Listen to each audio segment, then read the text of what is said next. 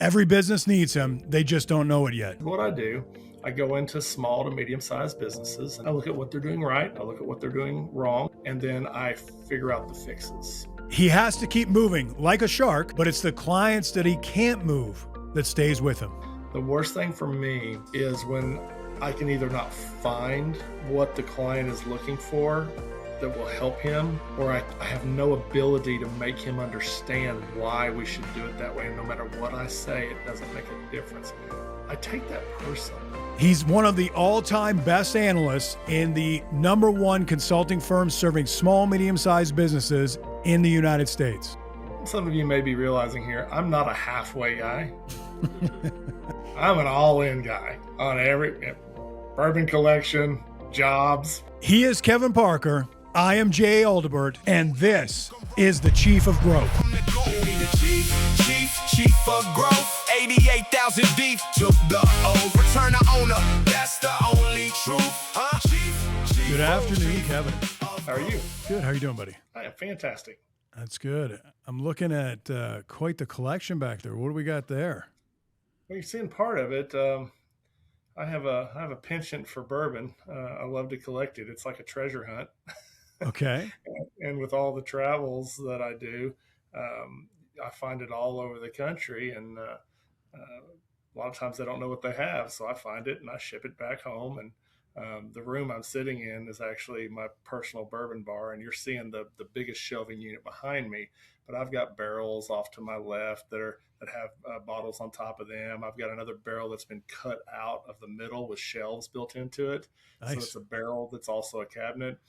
There's a teak wood bar in front of me that's got some of the nicer bottles on it. So it's just a fun place to hang out.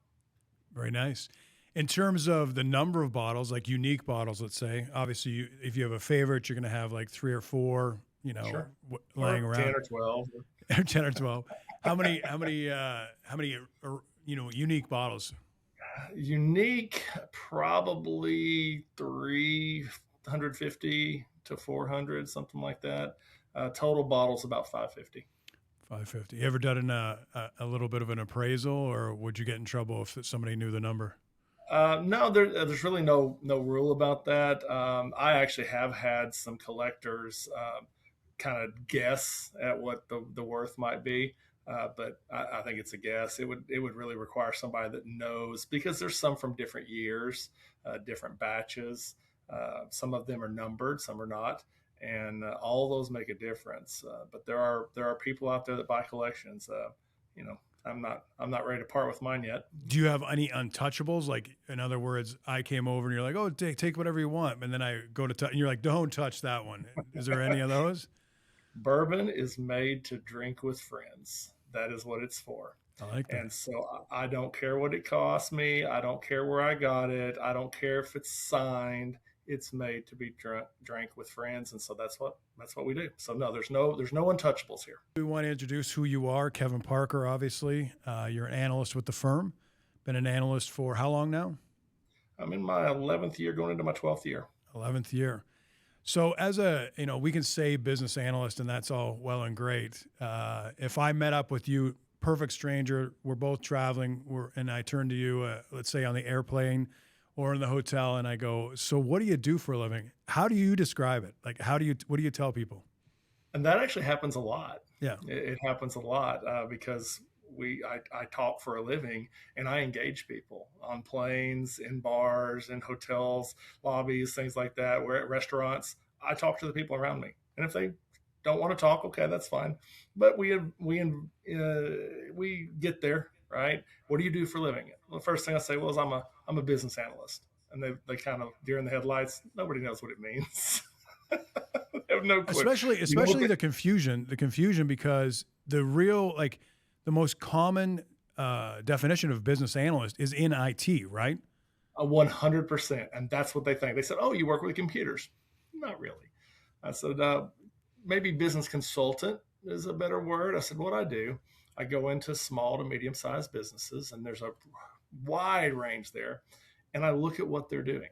I look at what they're doing right. I look at what they're doing wrong. It may be financial. It may be personnel. It may be processes. It may be the location they're in. I mean, every aspect of what they do and how they do it. And I look at what's right, I look at what's wrong, and then I figure out the fixes. And whatever the fixes are, I only work with ownership because they're the decision makers. And once we identify the problems and they agree, yes, these are the problems, these are what I want to fix, what does the fix look like? That's what I do. It's a good description. So what I used to do at parties, because obviously people would ask you and you don't have that much time, I was always like, have you seen the movie Pretty Woman? And I go, I'm not the hooker. I go, Richard Gere's character, I kind of do that. And they're like, oh, I get it. And especially, obviously if you're engaging a female, they kind of get the Pretty Woman reference way easier. I felt like every time I tried to describe it, like just the boredom, I was drying up the room, sort of thing I'm explaining. When it actually is super exciting position. It really is. It's addictive. For lack of a better term, it's addictive. I'm going to give you a definition. I'm going to read this definition I was looking at the other day. And you tell me if this describes the role a little bit. Are you ready? Sure. It's a person who consistently chooses responsibility over comfort, uses exponential ability to service in the service of others rather than themselves, confronts danger when most people would avoid it, and leave people around them stronger, safer, and more hopeful. That's the definition. Now, what would that describe in your mind? That is, that almost sounds like somebody in some type of a 3-letter government agency. To me, it kind of gave, like, if we break down the position of the analyst, right? And you take each sentence, and I would just say, like, you're choosing, consistently choosing responsibility over comfort. And we're going to talk, obviously, about what it's like to be a road warrior, as that relates to comfort. The uses exponential ability to service of others, right? Obviously, business acumen, the ability to read people, the ability to coach people. Obviously, I saw that there. What it was is I actually asked ChatGPT, without saying the word superhero, I want you to tell me what a superhero is. That's interesting. I'm glad, Kevin Parker, superhero. I'm glad you're here on the show with us on the Chief of Growth. But which superhero? What's that? Which superhero? Yeah, exactly. Superhero is an interesting. It's an interesting definition because, especially in today's world, and just me personally, and we can kind of take it aside here with superheroes. Back in the day when I was growing up, superheroes were always do-gooders. Your Superman, your Batman, the Batman from the comics, right. not the Dark Knight we have today, right. But the Batman from the comics, Wonder Woman, they were do-gooders. They were always right. They were always on the side of right. Today's superheroes are a little different. They have to use a different tone sometimes. You look at your Iron Man, you look at your, the current Batman. They're not perfect. They can go on the other side, right, if they have to get where they need to go. I kind of like the change, to be honest, because you can't always pat everybody on the back and say, oh, it's going to be okay, you're doing a great job. No, sometimes you have to get real with people and you have to become that other side, that anti-hero, and just to get their attention. Most of the clients I see are mired in mediocrity and they can't see it because they're in it. There's obviously I love psychology. I love communicating with people. I love defining their personality style, based on how they listen and looking at their micro expressions. And by defining their personality, I then see that as a language, right? In other words, that person speaks Italian, or that could be driver personality, that, it's identifying it. Your ability to lead a group of people means that there's going to be these individuals that are slotted into these different personality styles and languages. And something you said triggered that thought pattern is there is, for what you do and you change people's lives and there's motivation and getting them out of their own way. There's lots of different aspects. They had this study and I was looking at it and they said that each personality style has 2 thresholds, I guess is the best way to put it. And if you stay on, let's say, in the two vertical lines on a sheet of paper, okay? If you enter from this side and you stay in this column, let's just say, right? If you think of like a 8 by 11 piece of paper in a landscape form, if you stay in this column right here, they'll think you're smart. They will think you're nice. But if you do not pass over that first threshold, you will not have their attention. You will not invoke change. Now, the second threshold itself is where there's engagement over the first, but disengagement over the second. And so that balance of being able to communicate with another human being, especially for their betterment, really, and get them to change their habits overall. I think that the individuals like yourself and people that have been very prominent in terms of their performance in the company and what they've done for clients, I think they have an innate instinct to be able to enter that first threshold and stay away from the second. Any comment on that? Lost the last sentence of what you said. Oh, no, I was just saying, how do you feel about that? Like in terms of being able to, if you're going to change somebody's habits, is being able to stay out of the patty cake zone is what I actually like to call it. Getting into that central change zone, which is the central column, and then, avoiding the exit, whether it's physical or mentally, the individual. Do you see that as a huge asset to your position itself? Well, I think you have to, and that goes back to when I first started, and I was told by people I met within the company, you have to beat them up, you have to really get on them, you have to hammer them. I don't do that. That style does not work for me. We have a conversation just like this. And, I tell them, I said, look, I have no reason to prove how smart I am with you, but we're going to talk about some things. And then you can decide if this relationship is worth pursuing, but we've got to talk about what's going on with your company. So tell me what's wrong, give me the information, and then let's discuss it. I said, I'm not going to tell you you're right or wrong at this point. I said, later on, I might. But there's more than one way to be right. There's also more than one way to be wrong. And it's not necessarily that you're doing something wrong. It's that you're not doing it the best way you could be doing it. And go ahead. Go ahead. No, go ahead. That's okay. That what that does is it allows them to not think you're in there to just tear them up.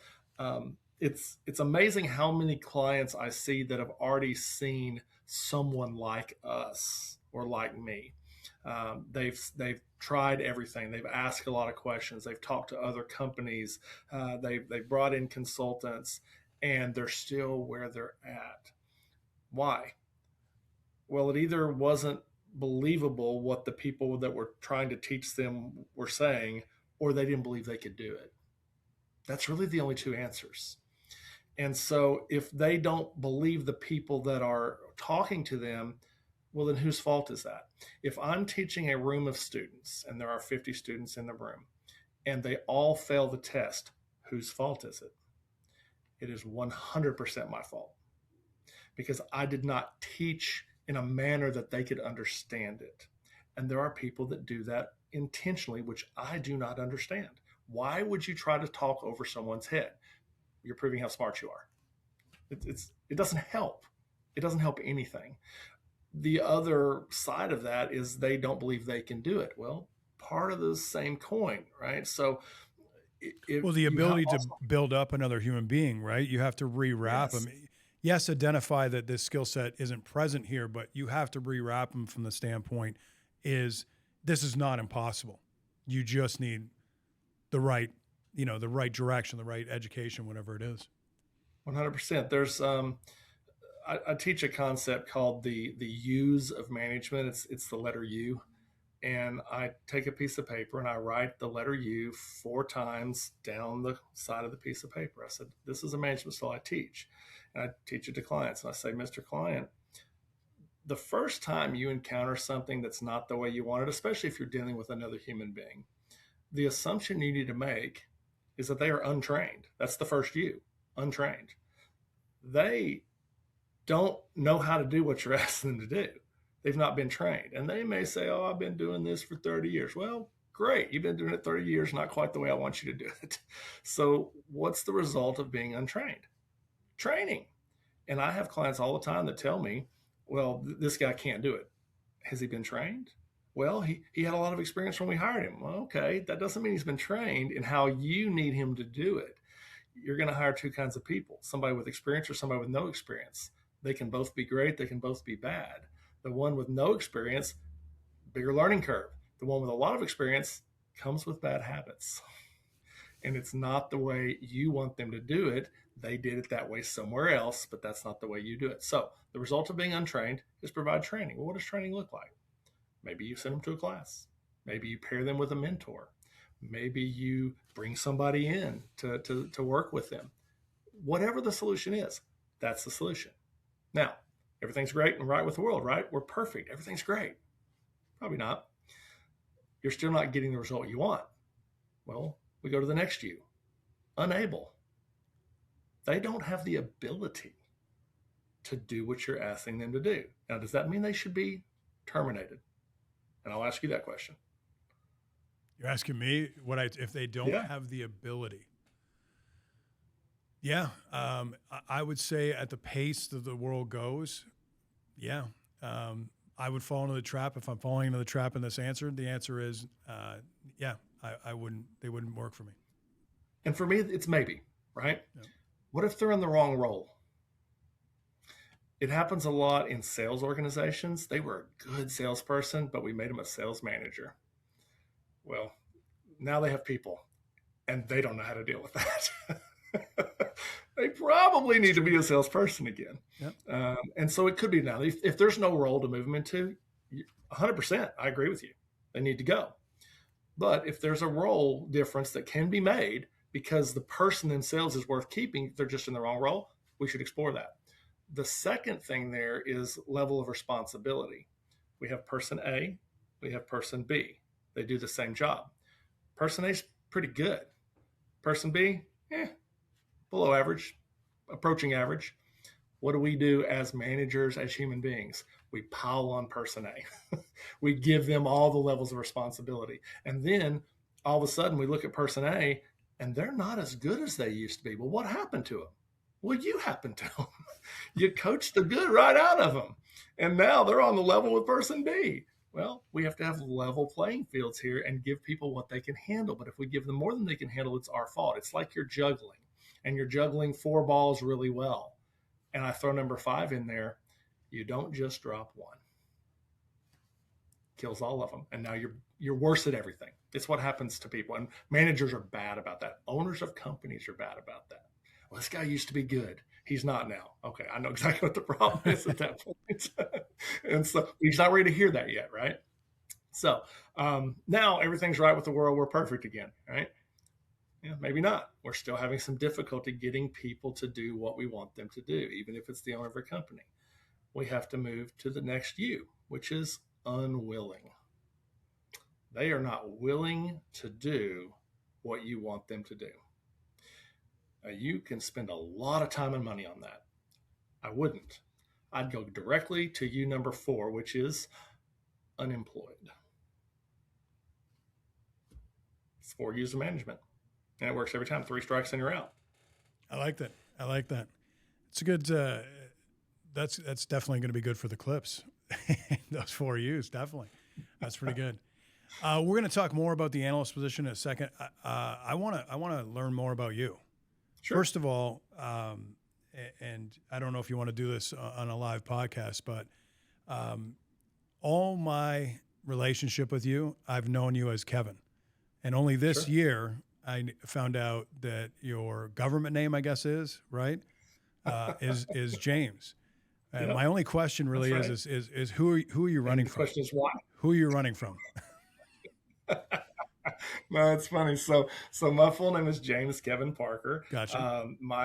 In my family, all the men are James something. Okay. And they all go by a different name. None of the men in my family, going back as far as I know, have never gone by James. My dad was the closest. He went by Jim. But nobody goes by James. And so my parents called me James after my dad and my grandfather, my great-grandfather.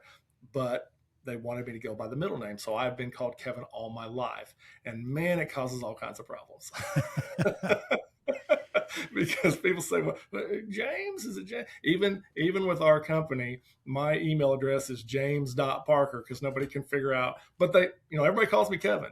Luckily on all the reporting, they figured out that I'm Kevin. Well, you built a little bit of a name for yourself. Well, maybe we'll see. So you've been with us for 11 years. I want Yes, to sir. find out, how did we get you? Like, where do you come from? Like, how does this happen? Usually people aren't essentially, going through school and then applying to us. They're usually coming from somewhere else. Obviously, have different experiences. How did we get you? So I've had a very eclectic career, which I think actually prepares you for this company and what we do, because I've seen a lot of things. Predominantly, I worked in retail, Okay. big box retail and specialty retail. And what retail prepares you for is dealing with people. And that's all you do all day long. If you're in management and retail, is you deal with people. You deal with people that work with you, people that work as employees, customers. And typically when it's a customer, when I get called, it's not a great situation. They're not calling me in to tell me how wonderful everything is and how great their experience was in the store. They're telling me something's wrong. And you have to be prepared to deal with that, because guess what? The customer's always right. We've always heard that, right? My saying's a little different. I'm not going to say the customer's always right. I'm going to say the customer is always the customer. And I think everybody understands what I mean when I say that. Yeah. Because you've got to do everything to the best of your ability within reason to maintain that customer. Because if you're in an environment where it's really easy for the customer to go shop somewhere else, they will. And once they do that, they're not coming back. And you've lost them forever. And especially in today's world of, hey, let me go online and tell you how bad of an experience I had in this store. Now all their friends see it. Whether their friends have never had a bad experience or not, it's in their head and they think about it. And that's really the only time people review people. People don't go out and give good reviews typically on purpose. What they do is they give bad reviews. If I go to a restaurant, my expectation is decent food, decent service. If I get decent food, decent service, I'm not reviewing that restaurant. I'm not doing that. But if something goes horribly wrong and it could have been fixed and it wasn't, guess what? You can't get to your phone quick enough, right? That's what people do. So that retail prepared me for this, because I come across all kinds of people, all kinds of ways. I learned to speak in public. I was a corporate trainer at one point, so I had to speak in front of literally auditoriums full of people. So it doesn't bother me. It doesn't bother me. If I misspeak, well, I just misspoke and I said something goofy and everybody will understand I'm up on stage, right? Could they do it? Some of them could, some of them can't. And so I learned how to do that. I did a little bit of government contracting back in the day. I worked for a company. A little bit of what? Sorry, I missed that. What's up? I missed that. What, you did a little bit of what type of contracting? Government. Did Government some government okay. contracting. Yeah. So I got tired of retail. So it's just constant. And in retail, you get no weekends off and no holidays off. Those don't exist in retail. And so I went to government contracting, more of a 8 to 5 Monday through Friday job for a little bit, concentrating mainly in the IT world. So I was a director of IT for several years, and a lot of technology changing. So I was in the middle of all of that, and so I don't really want people to know that. So if you need to cut that piece out, that's great. That's fine. You They're all going to be calling you and saying, "My computer's not working, Kevin. Let's go." That's it. That's it right there. So yeah, I got some tech in me, but have I kept up with all? No, I haven't kept up with all the stuff. But there's a lot out there, and then I went back to retail again. It's what I know. And I went back to specialty retail, specifically furniture. I ran the largest furniture store basically in the country. It was on the East Coast, and it was 3 stories, and it was pretty neat. I had a waterfall inside of it, and they were big on all the ambiance and everything you do. We even baked cookies in the kitchen and dining section of the store, so that when you walked in there, you smelled cookies. Well, that does something to your brain. For sure. And so when there was a cookie smell, Yeah, that's a pretty easy sale. So let's go back even a little further. A lot of times I Sure. want to know where this all started, right? So we know we got retail, we know we go to IT tech, we go into the furniture side of things, and that then leads you to the business analyst position. But let's go all the way back. Okay. Where are you from? Well, I was born in the state of Arkansas, Northwest Arkansas. Yeah. Um, Grew up a lot, kind of all over the country. I spent some time in Oklahoma. My grandfather had a dairy farm, and so I've learned a few things on the farm. So For there, sure. you learn how to work, and you also learn it's really easy to outwork the guy next to you. All you have to do is keep going. That's all you have to do. And you know what? Cows don't take a day off. So True. they have to look twice a day, no Very matter true. what day it is. And You, so how many brothers and sisters? I've got one sister. She's younger than me. Yeah. She still lives in Northwest Arkansas. And I was always the one who went out and about and was never worried about moving and going someplace new. My dad was also in retail. And so we moved a lot. I have moved 36 times in my life. I've lived in 8 different states and many times in each state. So, I was reading this book one time, and we're going to go off base a little bit. I was reading sure. this book called Journey of Souls and Destiny of Souls. I don't know if you've ever heard of it. Sounds familiar, but I'm not sure I've read it. So the thing about education, or the thing about, obviously being able to read at all different times, is obviously hearing different thoughts and opinions, even if they differ from yours, right? And one of it was this regression pain therapist is what he was. And this regression pain therapist would hypnotize you. And when they hypnotized you, they would find where the pain is, and then they would elevate it so that your pain maintenance, I guess, or management, that was the technique they were using through this regression. And he says, I don't believe in what I'm about to report. I don't believe in any aspect of it, but it just happened so many times, I'm going to give you the recordings. And what he was finding is these individuals, when he put them into regression and going back to the impetus of the pain or whatever it may be, is he was being introduced to different characters. In other words, an individual that may have been reincarnated in this particular case. Sure. And it was so interesting, and there's a point to this, right? Is that, and here comes the question, is what he came in his summary of all of his findings, and he had something like 600 recordings of this, right?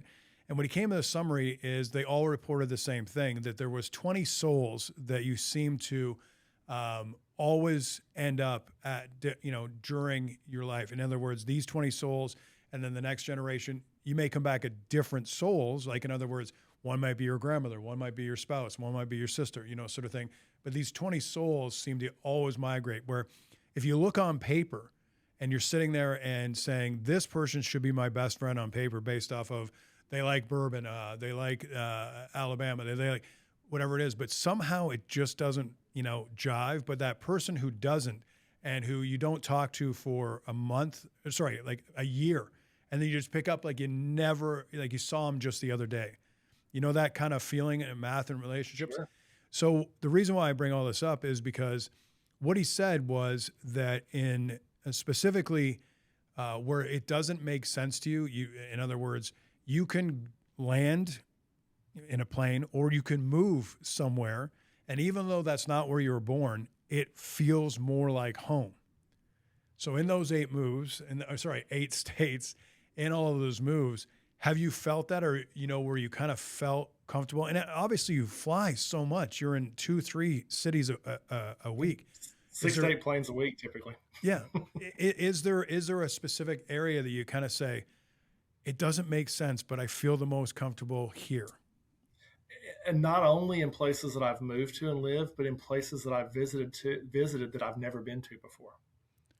I've had that happen, where I'm someplace visiting with a client, and when I'm out and about going to dinner or whatever, it's like, I just love this place. Right. This is just, and it feels comfortable. You're not worried about where you're at. I've had that happen many, many times. There's places that are the exact opposite of that as well.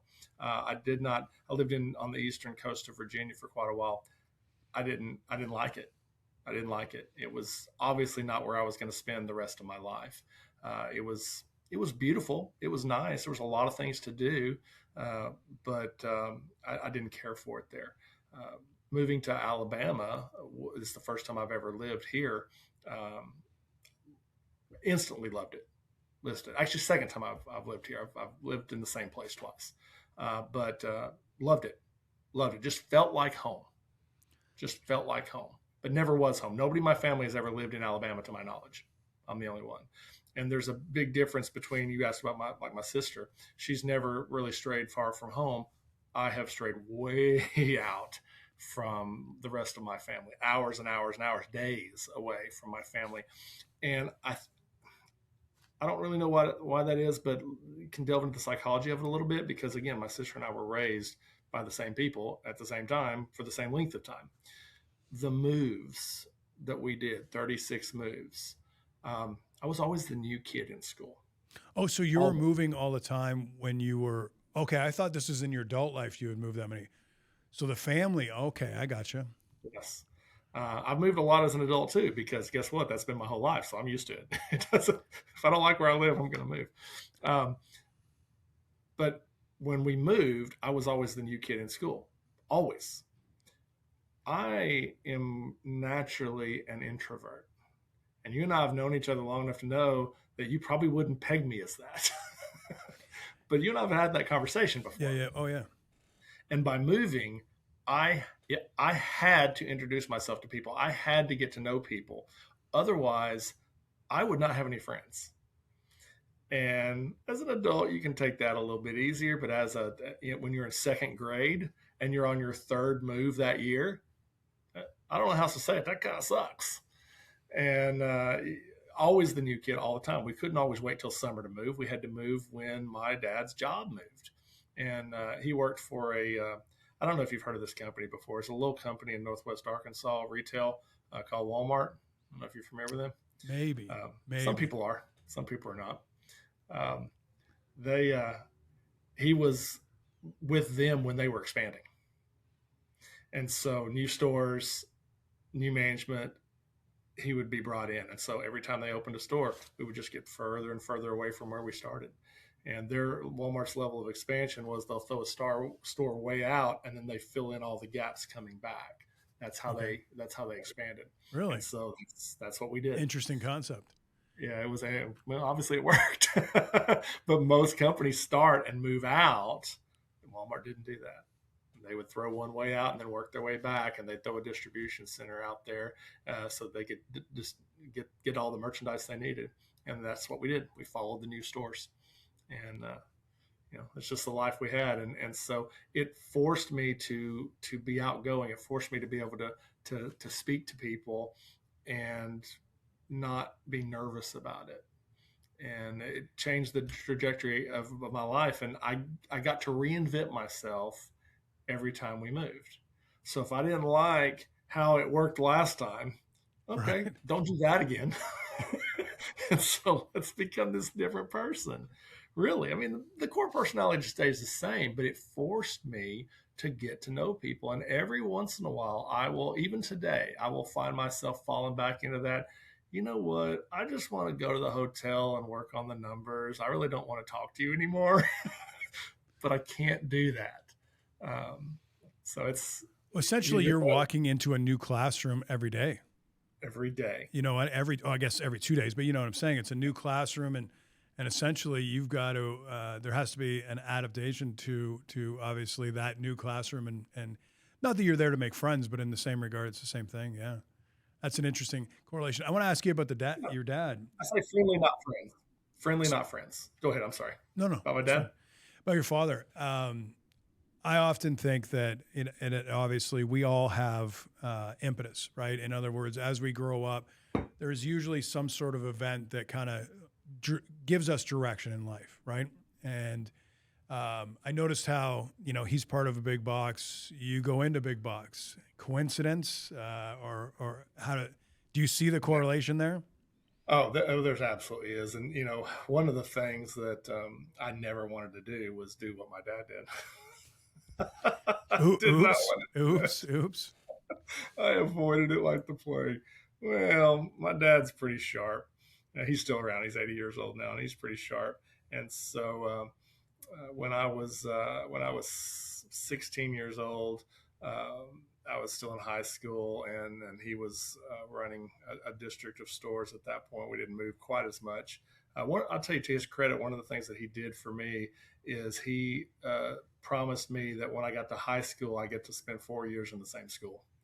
That was a pretty big deal, and I had never gotten to do that before. Huh. Well, when I was 16, he talked to the local Walmart manager who he was buddies with, and he had that guy approach me because I already had kind of an affinity for computers and IT. And he said, "You would be perfect for our electronics department. You really, you don't have to work full time, but part time. You're going to school. I think you would just be great at it. And you're surrounded by all the new music and the new computers and all that." What a sales pitch! But I was 16. It worked. And so I went to work for Walmart part time, 16, 17, 18 years old, graduated high school, went to college, and I said, "Okay, that's it. I'm not doing retail again. I'm not doing it." Went to college. By my second year in college, I was back working retail again. Needed that job. But the work ethic was already there, because not only did I do that job and part time in the evenings, I was also a musician, so that took up a lot of my time. I also You're a musician. Don't step over that. Let's talk about that. That's how I got to college. I got to college on academic scholarship and music scholarships. So, okay. Played trumpet in the jazz band, and I was a French horn player in the symphony. And did you just say symphony? Symphony, yes. Okay. Yeah. Let's hear a little bit about that. so just different kind of music, right? So I love jazz. It was a lot of fun, but it's a very small ensemble. Traveled a lot with my college jazz band, and we went all over the country, played, and that was fun. The symphony was about the music, and it was a much different type of music, and it was long, and it was involved, and it was very controlled, and you had to play every note exactly the way it had to be played. And so I really enjoyed that as well. And I didn't pick up the French horn until I got to college, but one of my music professors noticed, because I'm left-handed naturally. You play the trumpet with your right hand, and I was a good trumpet player, right?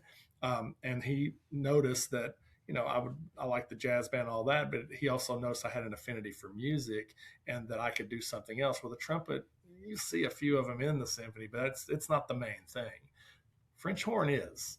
And so French horn is a left-handed instrument. And so he said, just try it. And I picked it up right away, to the disdain of all the other French horn players in college, because I rocketed to the top of the group. And so now here's this guy that's never played French horn in his life that's now the principal chair in the symphony. Front and center. Yeah, it was, whatever. So do you, first of all, gun to my head, anybody asked me if there was left-handed or right-handed instruments, yeah, I would have failed right then and there. Most people don't know. But, of course, for the audience, is there one within reach? There is. I'm not going to play it. Just 2 notes. You were in a symphony. Come on, man. No. Here's the problem. If you're a weightlifter, and what if you took a couple of years off and didn't pump any iron? It's the same thing. The muscles are all in here. Gotcha. I don't have those muscles anymore. It would be the most horrendous sound you've ever heard, but my instruments are in this room. Do you still have a passion for it as much as you did? Oh, I did. I was also a DJ in college because that. Okay, what was your DJ name? What was the DJ name? Come on. So I was just DJ Kevin, but our company, because I started a company. Okay. Was Music Works was the name of it, and Works had an X in it because I had to be cool, right? And I actually had employees that were other college students. So were you at clubs? Were you like doing people's? We did mostly schools. We did proms. We did homecomings. there were so many schools around. We did fraternity parties and sorority parties, and we traveled to do it sometimes as well. And so I had a guy that had a truck, and we'd pack all our stuff up, and had all the gears and the mixing boards and all of that. But it kind of went right with my music, but it was just different kind of music. And yeah, I did that for a while. I made a lot of money doing that. Really? So did the DJ thing in college. That ended after college. I didn't do any more of that work after college. Did you take music in college, I'm assuming? I did take some music classes, but only the ones that were required as a musician. I was not a music major. But that's how I got to school, was on music and academics. I was always good in school, and I had to be because I was always moving schools. And when you move to a different school, they're at a different point in the curriculum. Oh, right. And that was hard, especially when I went to a really good school where they were far ahead. And again, I don't want this to sound braggadocious, but in third grade, we were in Northwest Tennessee. And because where we lived, I was in a county school, but my previous school was in Northwest Arkansas, and it was a pretty nice school. And they had to put me. I was in the third grade. They had to put me in the fourth grade for several classes because I was just sitting there. They were doing stuff I've already done. Right. And a bored student is not a good thing. At all, because then you become a thorn in the side of the teacher. Okay, I may have done that a few times. The other job I had in college. Okay, so let's go through the list. We are in retail. We are DJ Kevin. Yep. Kevin. We're in the symphony at that point, or is that kind of more high school? All through college. I was in the symphony and jazz band and marching band in the fall. And we played at churches, and we played at different places. I played in a couple of clubs. What would happen with college students is if you were pretty good, anybody that needed a musician, they would come to the college to get them. And so if a church needed you, especially Christmas, oh my gosh, so many Christmas things where they would bring several of us in to play. And that would be either trumpet or French horn, just depending on what they needed. I could do either one. And so I did that. I played in a rock band for a little bit, which was kind of fun. What instrument there? So trumpet when they needed trumpet, but then I learned enough string instrument to where I could hold my own on a bass or rhythm guitar. I was by no means going to be, an expert at that, but I could get through it if they needed me to. And a little piano, I was never formally trained, just enough I could pick up, again, chords that I could play when they needed that fill in. So did all that. And then I was a tutor in college. That was probably the best paying gig I had consistently. You're saying that was on top of everything else. So you're like, hey, I'm bored. I'm going to go tutor. All right. Yeah. And so the rule for tutoring in college is you had to have taken that class or a sufficient level above that class in order to be what they considered an expert in that class. And you had to get an A or a B in the class. That was the rule. And I learned very quickly that some of the students in the class, I don't want to point anybody out, but maybe athletes, needed tutors because they had to pass the class no matter what. And so that kind of became my expertise, is I would always have a football player or a basketball player or somebody like that. Anybody who went on to be famous that owes you based on the academic strength you gave them? Man, I hope so. I did tutor a couple of guys that were well known at the college ranks. I don't know, I don't think they did very well going past that, but it was fun, right? And I was teaching something, and it was one-on-one. We usually met in the library, and we would walk through what they needed to pass the test, and that's all they had to do. That's all they had to do is pass the test. Right. And so that's how I geared it. I said, well, the teacher said I got to know this and this and this. Okay, you need to know what's going to get you to pass the test. That's all you have to worry about right now. So let's work on that stuff. All this other stuff, don't worry about it. It's overwhelming you. Don't do that. Just let's do this because it's the one that makes the difference for you. Does that sound familiar? I'm building a profile here, actually. The thing is and it's becoming very easy for sure. It's exactly what we do today. So, you are the sum of your experiences, right? And that's how I got to it. I know we're kind of working it backwards, but I was always a worker. I would always, I do all of it, everything I could. And if I had a free moment, I filled it with something. I don't know why. I just did. I really have not explored that psychological moment. I'm sure there's a Well, I reason. mean, the immediate answer that pops off the page to me is, I grew up on a farm. I grew up on a sawmill. Those are my two choices, right? And it wasn't me making the choice to fill the time. It was filled for you. Go Sure. cord wood here. Go milk the cows. Go bring it to her. They'll trade you for eggs. We got to bale. Hey, we've got to do all. Like that was always filled. So that work ethic gets kind of instilled in you very early, not because you're like by choice. Hey, man, I'd love to have a great work ethic and discipline. It's hammered into you right away. So that may be the impetus. It may not. You never know. But yeah, Well, I was in sitting school, I here. was good. Go ahead. So in school, I was really, really good at the academic side. That's just work. That's just another kind of work. And that's the way I looked at it. I was never let me just get by and get through this. I don't have that in me. No, well, let me do the best I can. I want an A. That's what I want. If I can't get an A, what am I doing? So we finished college. And so going back to Kevin of 23, 24 years old, okay, what does he want to become? Like what is the ultimate goal at that particular time? Well, here's what I wanted, and let's go back a little bit earlier. Okay. So in high school, um, I was a big science geek. I loved science, loved it, loved it, loved it. Science, math, those are my things. Didn't like the biology part. I liked the earth sciences, the I liked physics quite a bit. I liked all of that. I had a passion for astronomy. Now, not astrology, astronomy, the Gotcha. stars, Yeah, the yeah, yeah. planets. My dad had saved up and bought me a decent telescope when I was in high school. We bought it, I think I was probably a freshman or sophomore when Halley's Comet was coming around. Right. And so he We're bought around it. the So same we could age. see So that. yeah, I recall. Yeah. Yeah, yeah, yeah. And it was a big deal, and you could see it like it was the naked eye. Well, in a telescope, it was pretty cool. And so I learned where the planets were and when they came up and when they went down, and I learned what the different stars were, and I could see star clusters and I could see nebulas, and I just got into that. And so by my junior year in high school, and you can even see this in my yearbook when they ask you, what do you want to, what's he going to be? Where's he going to go? Here's what I wanted to do, and I actually got accepted. I applied to the University of Arizona, and I wanted to be an astronomer, and I wanted to work on Mount Palomar out there, and that's what I wanted to do. My parents did not want me to do that.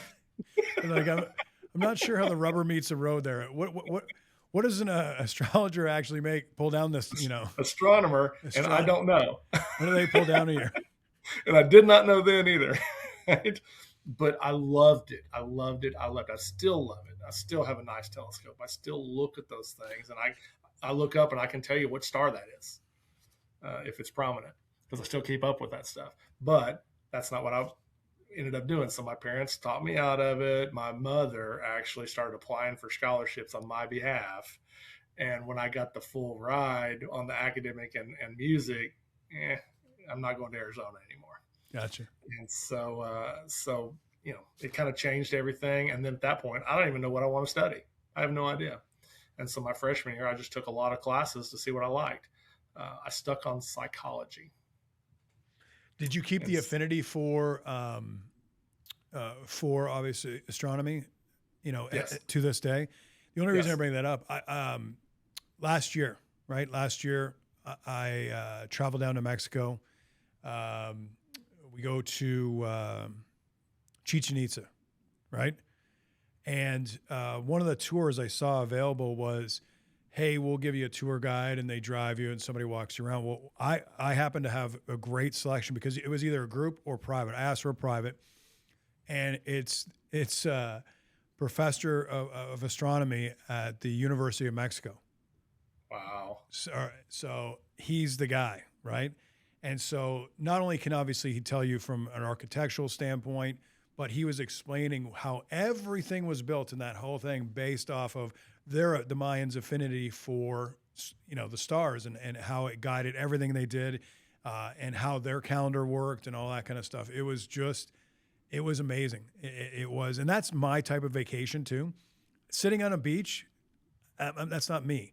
Going and learning something, absolutely fantastic. So I was just wondering if you have you gone to Chichen Itza? Have you gone to because of that Never been affinity there, beyond? but there's the tie to history is a really really big deal because they use the stars, they use the planets, they even these civilizations thousands of years ago recognized that planets move differently than stars. They knew that and they tracked it. And so I find that fascinating. Your places like Stonehenge and some of Mm. those, it's just fascinating how they use those things. The Egyptians were just all crazy about it. I mean, they knew all kinds of things, and then for some reason we forgot that stuff, and then we had to kind of relearn it. And I just found all that tie, the history, the geography, the science. I just The found all that. architecture too, obviously based off of being able Yes, to praise, or gather that light or whatever it may be in the that's solstice and 100%. And I just found it fascinating. And so, yeah, I still keep up with, I still know those things because those are facts and they don't change. And so, because I know those things, I still know those things. They do come up with some new things from time to time. And I subscribe to a stupid amount of articles on stuff. I'm always reading something, and it's usually going to be a sciencey thing or I keep up with the daily stuff in the world too, just because my clients may want to talk about it and I better know what's happening. And, some sports, fine. But the science stuff, I really, really enjoy that. So, yes, I've kept it going. I just ended up with a psychology degree. So, so we're building a profile here. Obviously, sure. I know what it takes for the ingredients to be a good business analyst, right? The educator side of things is right there. The discipline side of things there. The psychology side of things. You leave school. Are you still in Walmart at this time? So I started back with them right before I left school. And the moment I graduated, they promoted me. So let's ask some hard questions, right? I don't want to do what my dad does. I'm now doing what my dad does. Outsiders might see it as nepotism, right? But In a company that big, no. what's that? No, yeah. In a company that big, yeah. I wasn't hired in any chain of command that he was involved in. Associated with. Yeah. Does that become the conversation though, like at the dinner table or during holidays and stuff like that? Obviously, that commonality. Did that bring you closer to your dad because there is a common denominator as it relates to your daily life? Absolutely, because he would ask how I was going, and I was complaining about something because I was just getting started. I was a very low level manager, but they promoted me to a management position. I mean, the month I graduated from college, and so I could talk to him about that stuff. But his perspective was different because he could explain the bigger picture, which wouldn't always get explained to me. Right. And you get a lot of, especially, I don't want it to sound that I'm putting people down or whatever. There's a lot of people that work retail that really don't have much of an education, and they worked it because they always worked it. Well, mine was different, which is, I guess, why they promoted me, because I could do it at a different level, and I thought differently than some other people. But some of the people that I worked for did not, and so their answer was, "Well, do it this way because I told you to do it this way." Yeah, that doesn't really work for me. I need to understand the why. If I understand the why, man, I'm in. I'll sell myself on it. But if I don't understand the why, then it just becomes a tedious task that somebody told me I had to do. I just don't think those really exist. When you decide to leave and go off to IT, right, at this time, how's that conversation go with Dad? And was it a move that were you burnt out in the retail side? Was there was there a blaze of glory? Like what was the exit, and how was it communicating, saying, hey, I'm not part of the thing you've done pretty much your whole life anymore. I'm choosing to go a different way. How does that conversation go? He was actually happy with it. At that point, he had retired, so he was no longer there, and he's been through the ringer with that company. It's a hard company to work for. I mean, all retail is. It's not specific to Walmart. It's a hard company to work for, and you get beat down quite a bit. You have to be, if you want to be promoted, you have to be able to move. You have to be mobile. And if you're not, then you're going to stay where you're at, and that's probably where you're going to be forever. Did you move And around with them? I did. Okay. I did. Do you I meet moved your several wife times. along the way during the Walmart years, or? Yeah, I had more than one of those wives, so we can talk about that. Gotcha. Okay. As we go. One of Well, them, yes, not the current one. you do move quite a bit. You know what I mean? Yeah, that's right. No, you're exactly right about that. Nobody buys into that, right? They said, I like you. I'd like to date you, but well, I'm probably not going to be here next week. So Gotcha. Yeah. that's a unique situation. But anyway, it made that part of the life kind of difficult. So I had an opportunity with someone who had contacted me, and I've always kept a current resume, just because, right? I never ever felt like, hey, this is the job I'm going to do forever. I never had that feeling. Wait, even here? Here it's a little different, actually, and I'm glad you stopped me on that, because here I enjoy this so much because it's different every day. Mm-hmm. And retail, not really different every day. Once you understand everything, it's not really different every day. IT, the only commonality there is just frustrating every day, and it really is. And I worked in a telecommunications company for IT, and it was just, it was hard, it was rough, and I didn't care for it. But I had an opportunity. Somebody reached out to me, and that's actually how I got to Alabama the first time. I was working back in Arkansas for about the 12th time. And they reached out to me and asked me to come to telecommunications, come over and interview, and I came over to Huntsville, Alabama, which is where I still am, or am again, I guess is the best way to say that. Got the interview. They loved me. They were willing to offer me quite a bit more than I was making in retail, even with the bonuses they give in retail. I was excited about that. I said, okay, let's try it. Didn't really have any experience in it, but I understood it, and I understood the math that's required, and they hired me, and I was a systems analyst is what they really called me. But then I moved my way up, and eventually had a position a lot higher than that.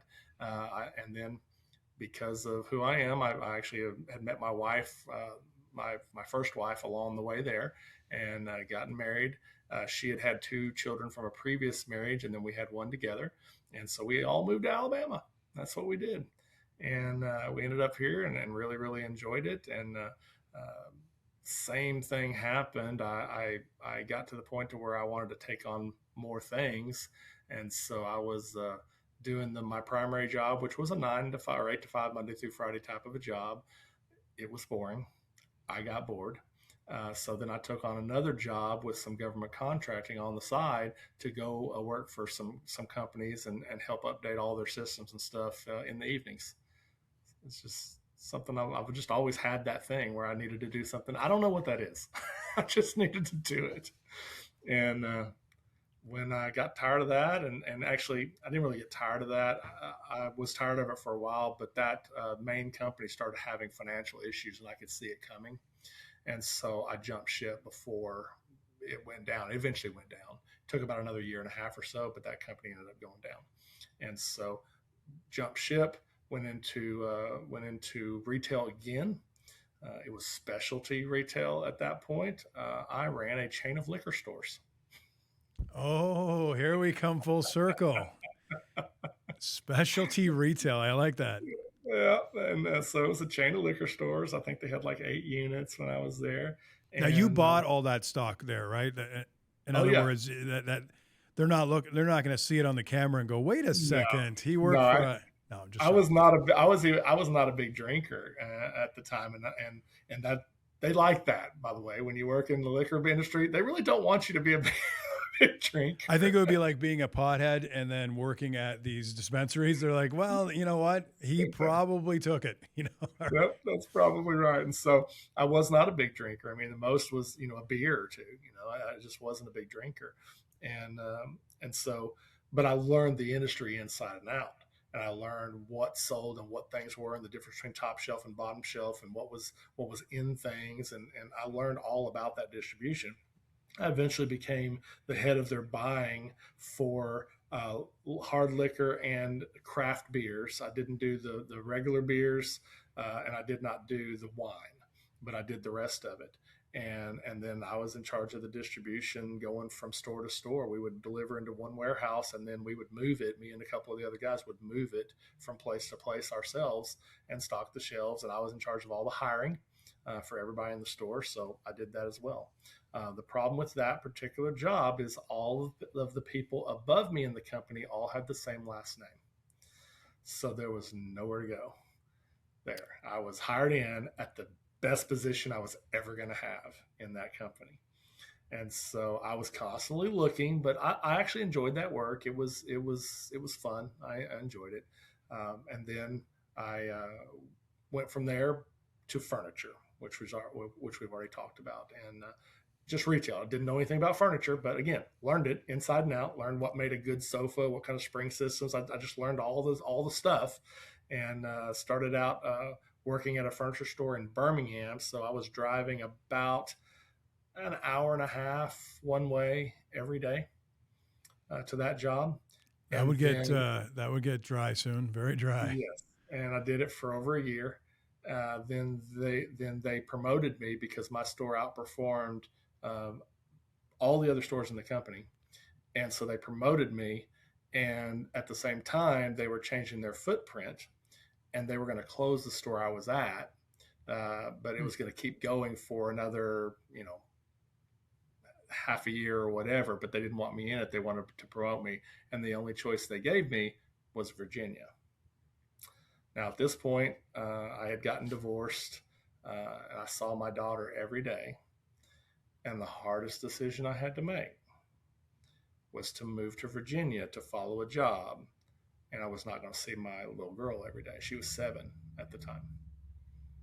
And I had to make the decision. And I went from seeing her almost every day to seeing her twice a year. Wow. And so I had to, at that point, we had FaceTime, and so I could talk to her, and we did. We talked a lot, but I was also in retail, so my hours were crazy, and it was hard. It was hard. I was there for 6 years, and once I decided that wasn't gonna, and then I actually got promoted again to their corporate store, and then they were in line to be bought out by another furniture company. And then that fell through. And at that point, I said, okay, this doesn't sound good. I'm going to jump ship. And I jumped to a different furniture company, which was the largest furniture company in North America, or largest furniture store in North America, and ran that store for about 2.5 years, always looking. And then that's when I found this company. We're going to talk about a little bit about the analyst, the good, the bad, and the ugly, obviously. Sure. We could talk about philosophy about clients. We could talk about, obviously, all the math. But I think going through the good, the bad, and the ugly, the experiences that you had, I think that's kind of important. I do have a question. How old's your daughter? She is 25 now. And what direction have we gone here? I'm just kind of looking at the, did she go into retail? Is it psychology? Is it the position you have now? Is there anything related in any way? She started out in she wanted to do nursing, Okay. and she did the first year of college, hated it, and then she decided she wanted to go and do hair and makeup and all that. So we sent her to I forget the name of the school, but it's a really nice high. She does some crazy things with makeup. I'll just tell you. Now, explain to some people what you were explaining to me about, even like when you hear I really love the holiday. You're like, okay, well, they dress up and they make, those noises and they change their voice and they probably got speakers on in the background, all that kind of stuff. Go ahead. Tell us what you guys do at Halloween. So some of you may be realizing here, I'm not a halfway guy. I'm an all-in guy on every bourbon collection, Right. jobs. I'm an all-in guy. So we started out with Halloween years ago. I've been doing this for a long time. The kids like to dress up, and they thought it was fun when I dressed up, right? So we started that, and then I would start out giving candy at the door in a Halloween costume. Then we got to the point to where I was out in the yard and standing real still like a statue, but then I would move and scare people. Then we got into the animatronics, and now you can't tell who's a real person, who's not, but you're going to get scared. And we had to make it worth their while. All right, we give away full bar candy bars and really nice candy, but you got to go through the gauntlet to get there. So now I have lights, I have sound effects, I have animatronics, I have real live actors. See, that's the thing that blew me away. Like, like, what do your neighbors say? Like, does anybody even try to compete with you? They try to join in now to make it a Gotcha. neighborhood thing, but I'm that house. Yeah. Now, there's a couple of neighbors that don't like me. Okay, we're going to do it. So maybe take that night off and go to dinner, stay out for a while. You're like the Griswold of Halloween. That's what Without you question. are, right? I don't know what that would be, but holy, We do smoke the effects. actors blew me away. I was like, what? We have real live actors. At any given moment, there's probably 8 to 10 live actors in the scene, and we do a different theme every year, and everything falls into the theme. And when you say theme, are you picking like a genre of horror, or are you picking like a specific movie? It could be anything, right? Now, the one thing I've pretty much stayed away from is zombies because it's pretty overplayed, so we don't really do that. But I did the penitentiary for the criminally insane. That sounds like a good one. So now, was there identified characters in this? Like I would go, oh, I see. That's the character from this, and that's the character from this within that. No, theme? But you would know their penitentiary. Everybody had some version of some type of a suit on a yellow jumpsuit, and they're in various states of problem, or half their face is gone, or something like that. You were showing me the videos, and I hope you share those with the audience, and we get them up to kind of see, obviously, how insane you are as it relates to this. We last year we did the Home for Wayward Children.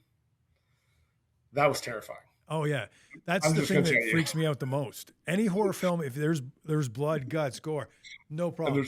Is there a kid as the villain or the center? Oh my God! I have a merry-go-round with there's kids sitting on it. No. They're going around and around. Oh no! And then I have a swing in one of the trees that's just going back, and there's a girl on the swing. They're animatronic, all of them.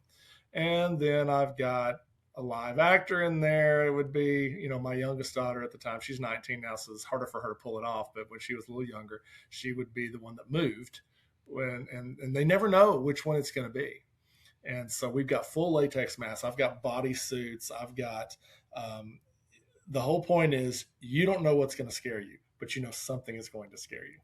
I assume there has to be a budget like written at the beginning every year and said, this is what we're going to spend on Halloween. And people would be blown away by that number, I'm assuming. I just kind of have an idea. I don't really set it. And just so people understand, Halloween, always on the 31st, right? On November 1st is when we start working on the next year. That's awesome. And I've got a mini warehouse, part of our garage that's Halloween. So we try to reuse stuff. Oh, okay. I got you. You can repurpose. We try to reuse stuff when we can. You can't always, but if there's a mask that can be altered, we do that. We've got a closet that has, I don't know if you've ever seen those styrofoam heads that you put wigs on. Yeah.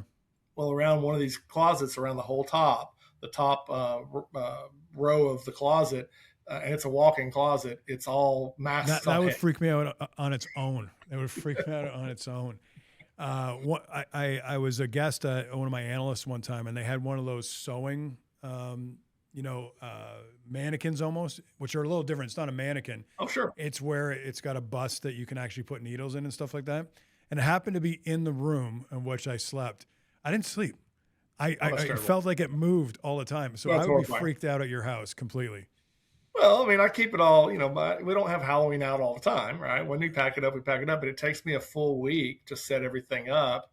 But honestly, it only takes half a day to pull it all back down. And so it's just a lot easier to tear down. But I've got animatronics that are 12 feet tall. I've got archways that look like they're made out of stone. I've got stacks of skulls. Just whatever the theme needs to be, that's what we do. And we've had some pretty creative themes. We did nuclear winter one time, and so that was pretty cool. That'd be pretty I cool. have a Snowmaker blowing across the lawn the entire time? Or? yeah, and it was, and then the fog, and then I've got this basement door animatronic that you can put up against the house. That's got two doors. It's like those old walk-in basements you can see, especially when you go out in the Midwest. You see these walk-in basements that go under the house. Well, I've got those doors, and there's hands that are trying to come out of it, and so the doors are coming up and down. It's just great.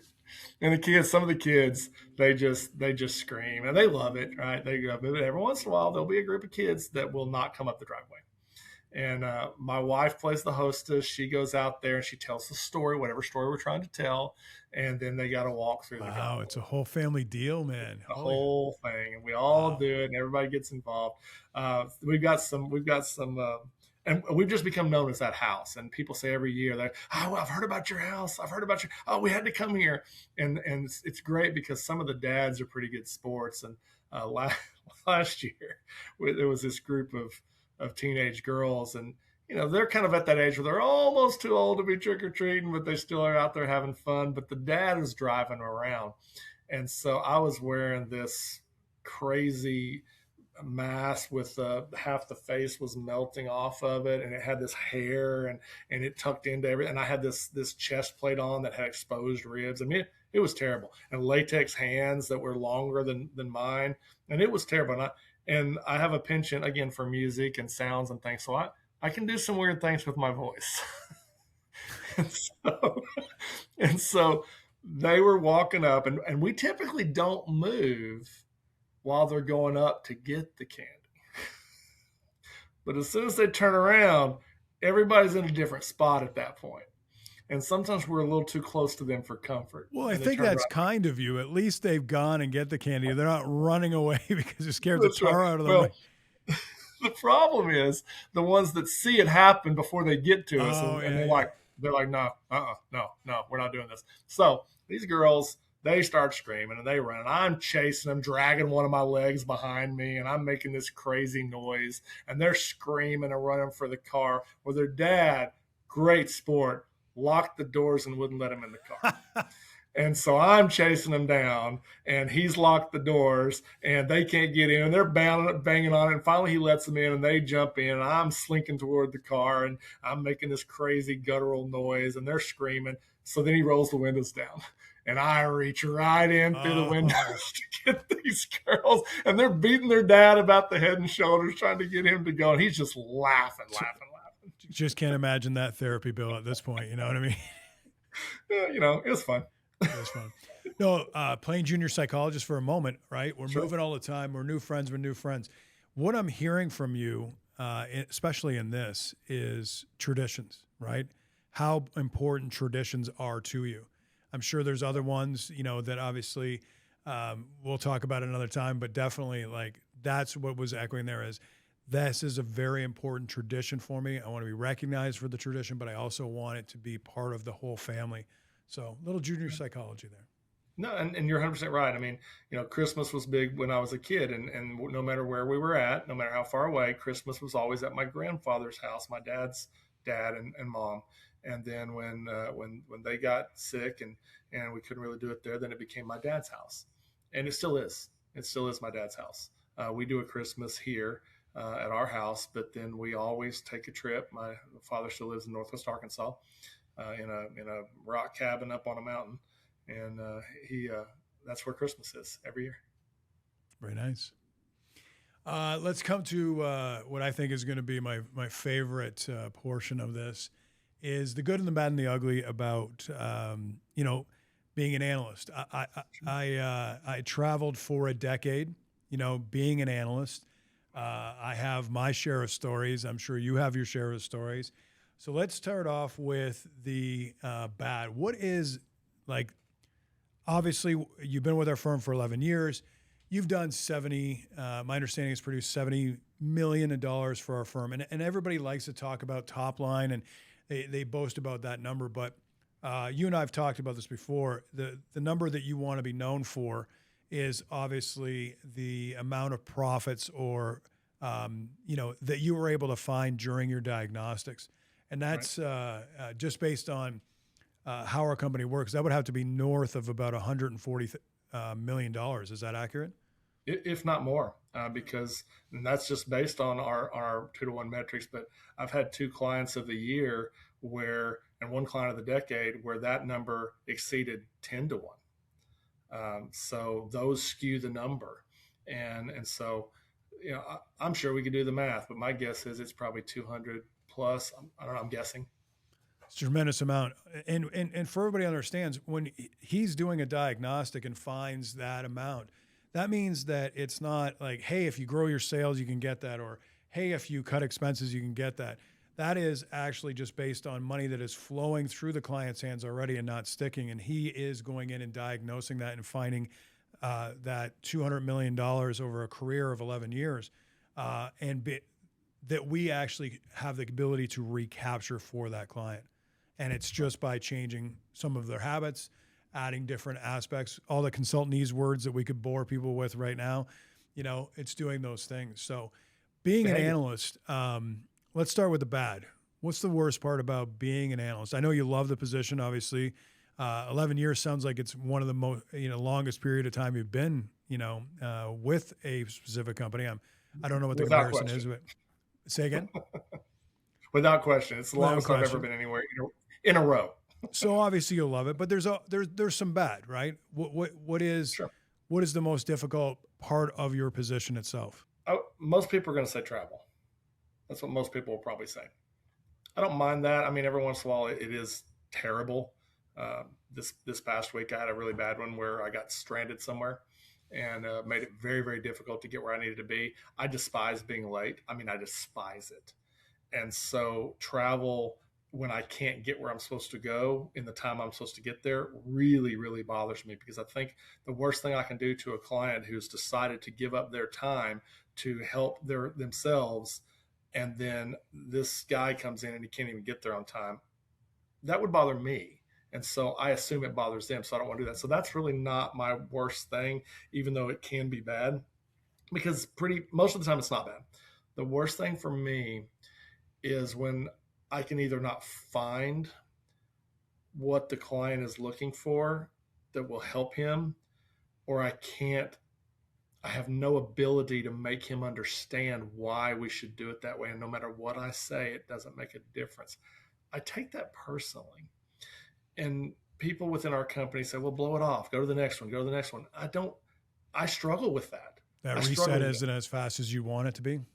And I go back over and over. What did I miss? What did I miss? What did I miss? And I don't feel comfortable if I can't figure out what I missed. I go back over everything, and I play back the entire conversation, and I go back and look at the numbers again. Why couldn't I help this guy?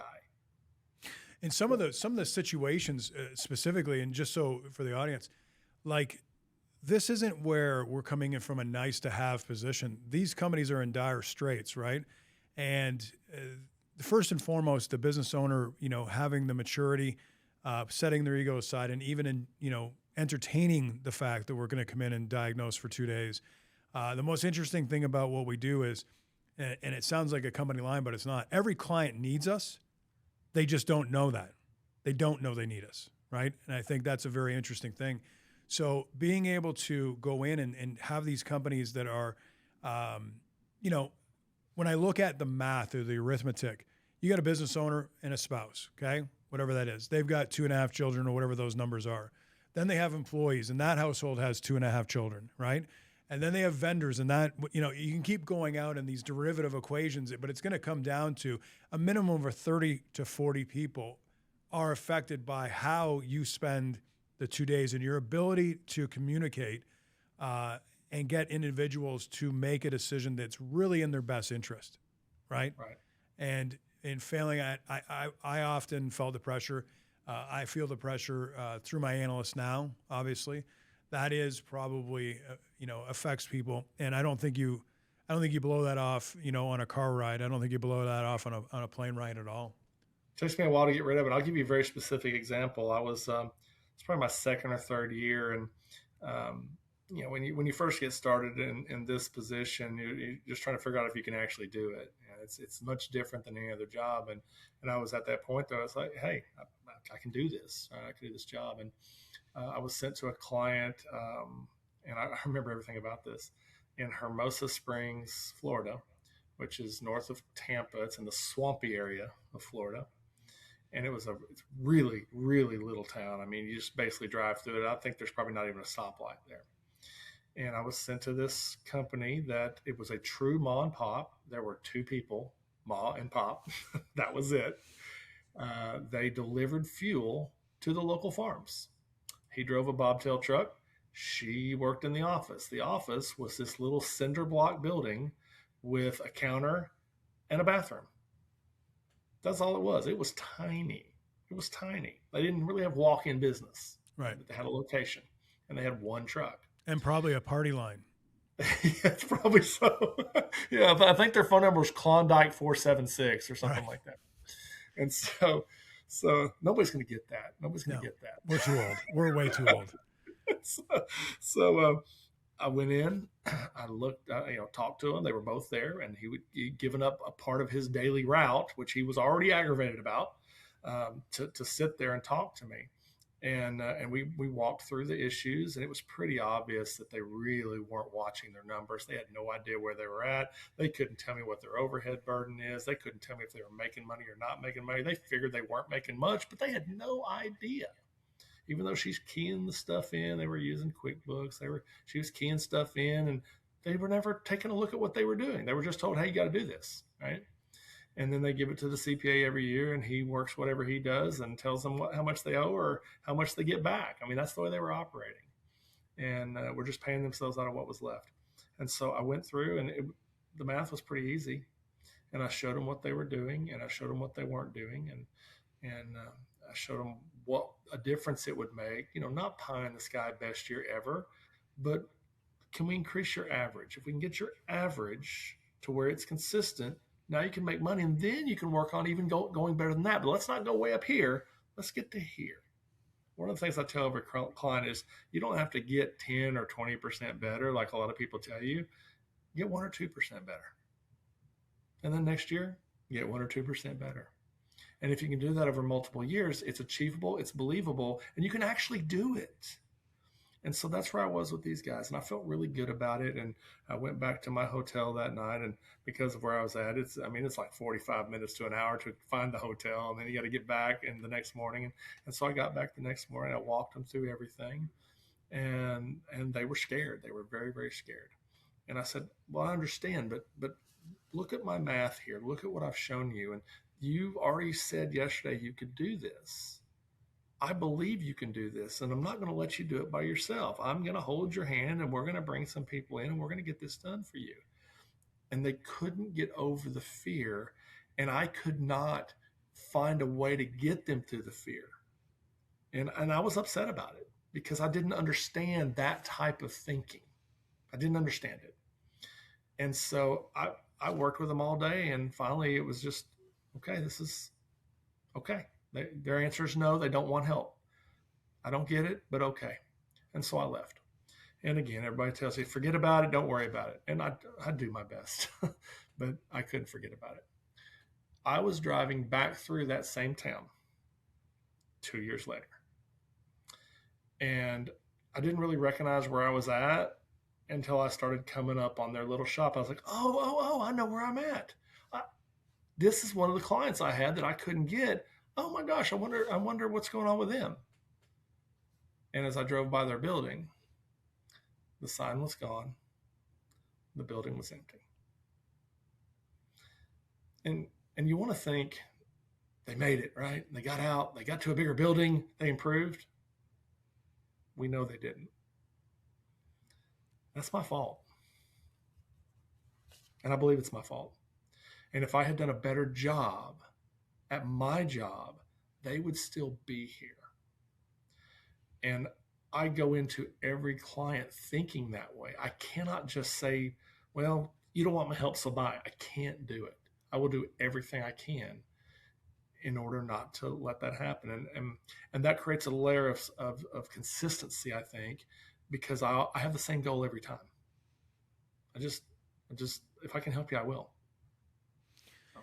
Obviously, it's terrible. You have, obviously we won't. I don't even like calling it wins and losses, but there's numerous of those. Obviously, those are bad. Let's talk about the ugly, and I'm going to kind of introduce an ugly story, and just so it kind of gives you food for thought in terms of what it is. I was an analyst in, let's say this is 2003, somewhere around there. I was in the Carolinas, and I'm at this boat company, right? And so this boat company has, I don't know if they were I wouldn't call it yachts, but they weren't speedboats, right? There was kind of like a wooden boat.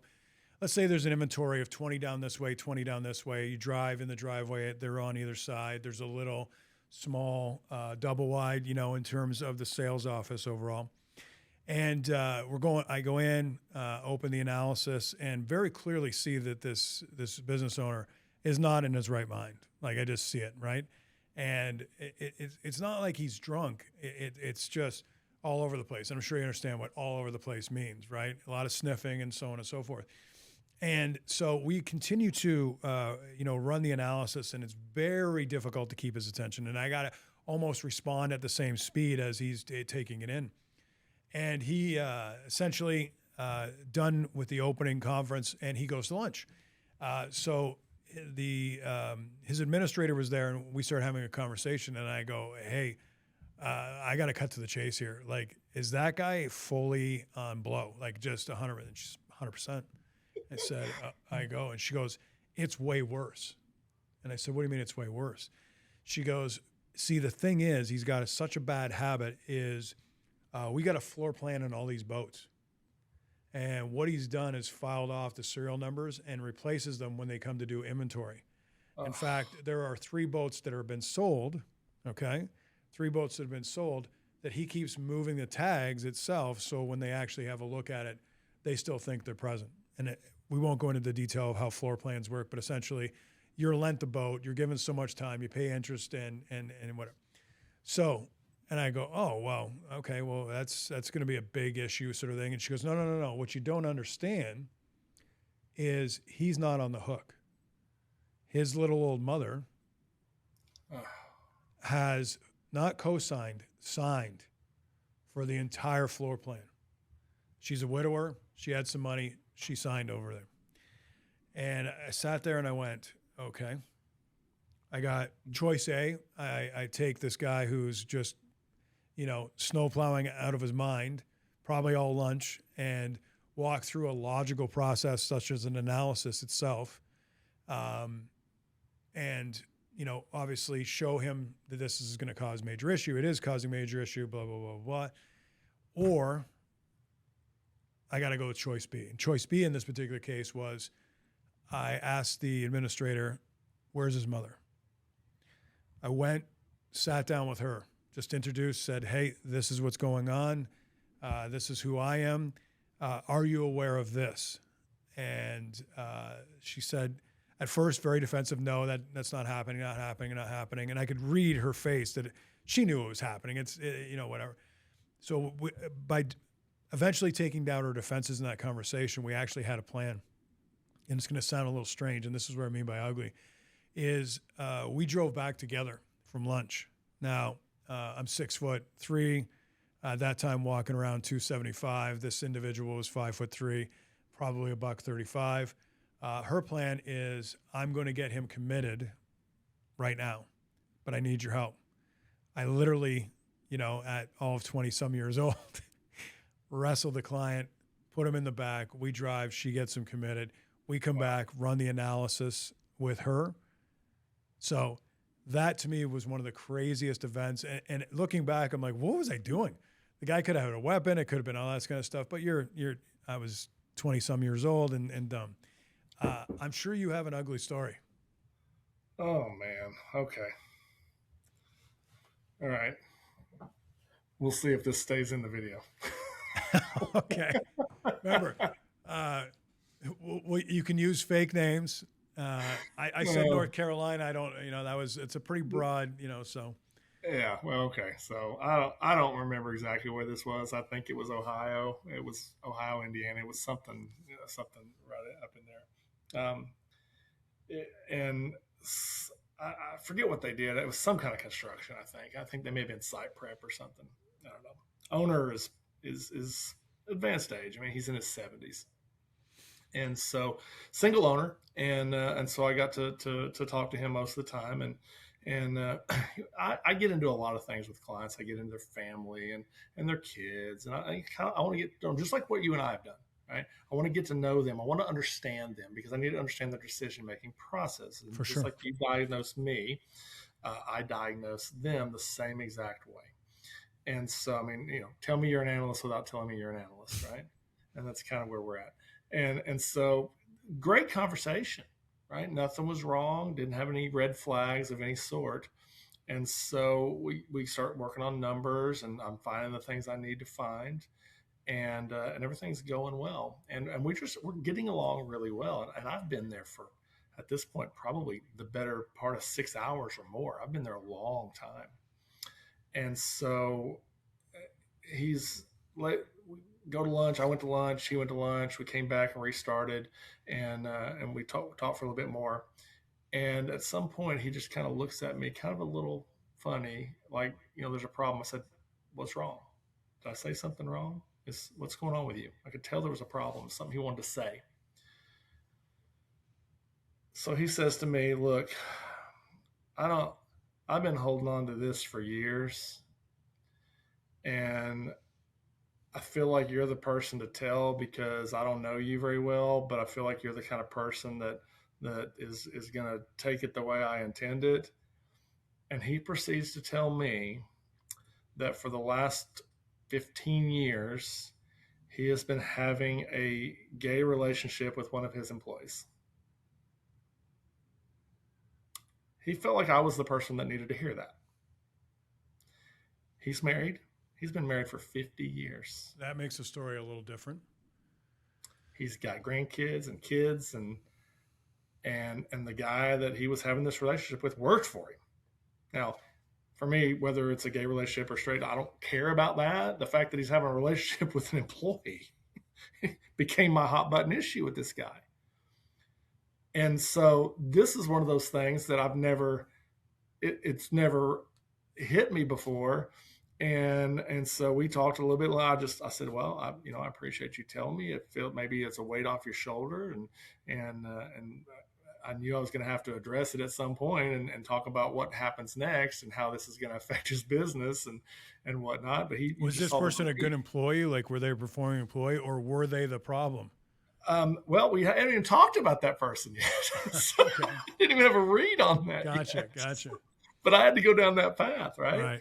Well, apparently he was okay. He was an okay employee, but it's somebody that's been there a long time, and they just were at the same place in their lives or whatever. And so, and that night at the hotel, I'm like, I don't even know what to do with this. I don't even know how to approach this. And so I had to really think about how I was going to address it, about what his future and how it was going to be, because at the same time, he'd also told me he'd like his kids to inherit this, and they didn't work in the business.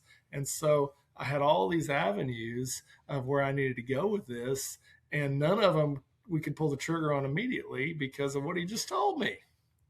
So, that's probably one of the most weird and unusual things that has happened, that I try really hard not to be shocked by things. It was really hard to keep my face level when that happened. It was weird. That would be an interesting one. I've had a gun pulled on me before. Had that happen. I don't think you can call yourself an analyst unless you've had a gun pulled on you. You know what I mean? That's exactly right. And then, just look at the guy. Hey, I'm from Alabama, man. If you think you're quicker than me, let's go. That's whatever. You can't blink, right? Just things like that happen, and they're just uncomfortable situations. But you can't react. You can't let it become uncomfortable because somebody's telling you something extremely personal. I've had other personal things that people have been comfortable telling me. That was probably the most in-depth personal thing I'd ever been told. And he just felt like he needed to tell somebody, and there was nobody else in his life he could tell. So let's go through a little bit of a speed round at the end. I kind of want to do this kind of exercise of just see exactly what pops off the page to you. I'll give you some fast burning questions. You can kind of go with this. You travel a lot, right? Yeah. Starbucks or Dunkin'? Dunkin'. Dunkin'. Okay. American Airlines or United? American.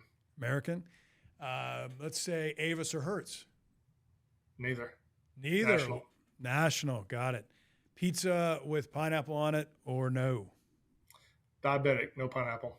No pineapple. Last question. Profit or growth? Oh, I love that question.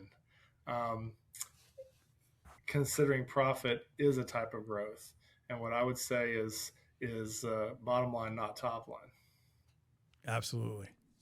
Kevin, it's been great. Thank you for being here. Absolutely. I honestly, there's a time limit. I almost feel like we could double this time limit and just keep going and examine Without it. question, man. So You are promise one of my me- favorite people to talk to because we can just do this, Yeah, definitely. and it's just fun. You got a part. We didn't even talk about video games or any of that stuff. That'll be another See, time. that's in part 2. All the unanswered questions in part 2. Yeah, I think our outro music should be something that you actually do in terms of DJing, you know, and put it to as, you know, some type of rap, maybe. I don't know, whatever it is you're DJing, you know, effect. Did you actually do the mixing side of things of a DJ? Oh. Yeah, I used to. What is that, scratching? That was scratching when we were. I had turntables. I had, you know, it depends on what the song was. If it was some kind of a dance mix, then I could put a lot of stuff into it myself. If it wasn't, then we would just play the song. If it's a popular song or whatever, we would just play that. But we would shift from left side to right side because I had because at that time it was mostly CDs and cassettes. Right. Is what we used for the primary. Really hard to music. scratch with a cassette. Yeah, but I could fade from one deck Right. to the next deck, so the music just went on. There was no dead time, and I had somebody that would line up the music. We would take requests if we had your music, which we probably did. Then one of my employees, one of my buddies, would line up all the music that I'm going to be playing, and they would just pass it to me, and I just kept it going. I had a girl that handled all the lights, and she would change the light effects. Oh, you were putting on productions a long time ago. This wasn't your first rodeo with Halloween. Yeah, if you keep following me, you've seen that. Okay, this probably went back a little bit. Be the chief for growth. 88,000 deep took the O. Return to owner. That's